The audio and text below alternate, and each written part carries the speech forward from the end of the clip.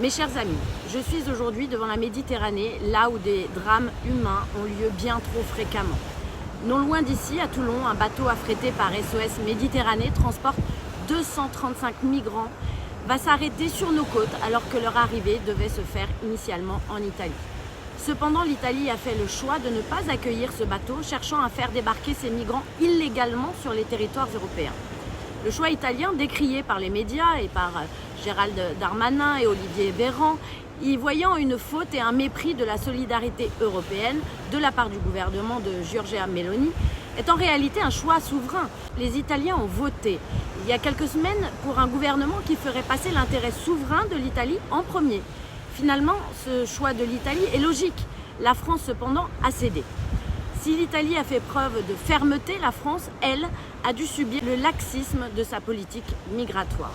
La position du Rassemblement national est claire. La France doit être ferme face à l'immigration clandestine. Il faut ainsi prévenir les mafias de passeurs, ces trafiquants d'êtres humains des temps modernes, que la France n'accueillera pas les bateaux de migrants. Ces passeurs font en effet miroiter aux migrants un Eldorado dans lequel ils pourront accéder à une vie meilleure. La triste réalité, c'est que ces migrants risquent leur vie pour finir parqués dans le pourtour de Paris, à Porte de la Villette par exemple, où ils se retrouvent regroupés dans des conditions insalubres, à même le sol et sans sanitaire. C'est en utilisant cette politique que nous éviterons un trop grand nombre de drames humains impliquant malheureusement aussi des enfants. Au-delà même de ce constat, il ne faut pas oublier que les ONG ne sont pas des chevaliers blancs. En effet, l'agence européenne Frontex accuse plusieurs ONG depuis 2016 d'être de mèche avec les passeurs et les trafiquants d'êtres humains. Inquiétant lorsqu'on prétend agir dans l'intérêt des migrants.